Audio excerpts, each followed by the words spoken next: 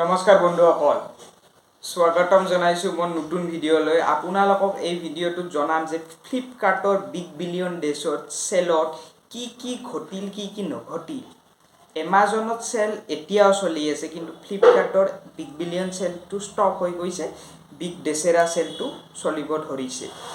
ইয়াত বহুতৰে প্ৰব্লেম হৈছে, বহুতে কিন্তু আপোনালোকে মতামত তেওঁলোকে জানিব নোৱাৰে, কিয়নো আমাৰ ধৰে তেওঁলোকে ভিডিঅ' বনাই নজনায়। নৰ্মেল ইউজাৰ থাকে, হয় তেওঁলোকে ফেচবুকত লিখিব, হয় কমেণ্ট ছেকশ্যনত লিখিব, হয় তেওঁলোকে টুইটাৰত লিখিব, নহ'লে ইমেইল কৰিব। কথাটো হ'ল মই আপোনালোকক জনোৱাটো বিচাৰোঁ মই যে আপোনালোকেও জনাওক। যেতিয়া চেল আৰম্ভ হয়, এটা যদি আপোনালোকে ইলেক্ট্ৰিক প্ৰডাক্ট বাছি লয়, কিয়নো মই এইটো মেকানিকেলৰ এইটো টেকনিকেল চেনেল হয়, ইয়াত আপোনালোকে টেকনিকেল চেনেলৰ ৰিলেটেডে বস্তু কম। আপোনালোকে যদি fridge, TV, laptop, mobile phone ইত্যাদি যদি আপুনি কিনিম বুলি ভাবি লয়, চেল এটাত কিনিম, তেতিয়া ফাৰ্ষ্ট ডে কিনি ল'ব, কিয়নো পিছত আপুনি ভাবি দেখে আৰু নকমে আৰু বাঢ়িহে যাব। কেনেকুৱা হৈছে, আইফোন যিবিলাকে ফ'ল' কৰি আছিল ফ্লিপকাৰ্টত যে ক'ত কিমান দাম হৈছে, প্ৰথম দিনা আইফোন 11টো 28,000 দেখাইছে ফাৰ্ষ্ট ডে দেই। প্লাছ মেম্বাৰত যেতিয়া মই প্লাছ মেম্বাৰ এতিয়াও আছোঁ, আগতেও আছিলোঁ, প্লাছ মেম্বাৰ থাকোঁতে মোক 28,000 দেখাইছিল।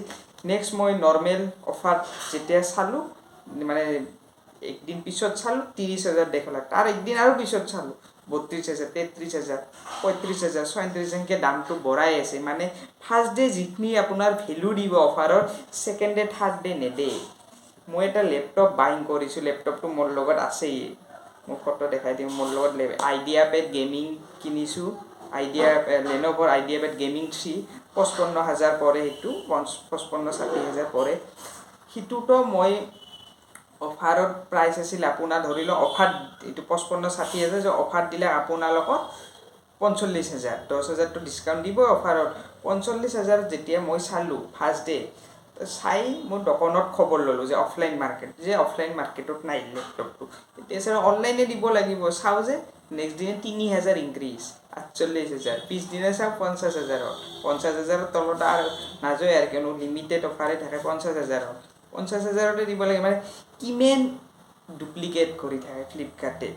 কিন্তু এইবিলাকৰ পৰা এটা শিকিব পাৰি যে, মানে মোৰ লগত কোনোদিন সেই হোৱা নাই যে প্ৰডাক্ট যি দিছোঁ মই সেয়ে আছে। মই বহুত 20-30,000 দামী ফোন ভালেকেইটা অৰ্ডাৰ দিছোঁ, কোনোদিন ডুপ্লিকেট অহা নাই বা ডেমেজ প্ৰডাক্ট অহা নাই।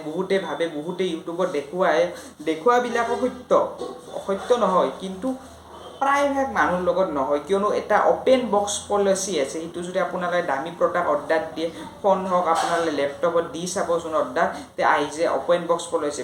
পলিচিটোত হয় আপোনালোকৰ ফাৰ্ষ্ট আপোনালোকে ডেলিভাৰী এজেণ্টটোৰ হাতে খোলাব লাগিব বক্সটো। খোলাৰ পিছত যদি ডেমেজ বা কি হয় আপোনালোকে নিজে চাই ল'ব বা সেয়াক চাব দিলেই হ'ল।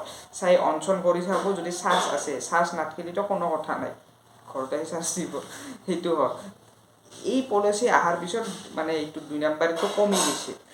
এতিয়া লেপটপ ময়ো আজি আনিছোঁ, কোনো ডুপ্লিকেট অহা নাই। মই ভাবিছিলোঁ কিবা চাবোন নাই কিবা বেলেগে আহে নেকি, নাই একো অহা নাই। মই ভিডিঅ' কৰাইছোঁ, ভিডিঅ'টো অলপ ক্লিপ মই দেখাই দিম, মানে ডেলিভাৰী এজেণ্টটো খোলা ক্লিপ অলপ দেখাই দিম।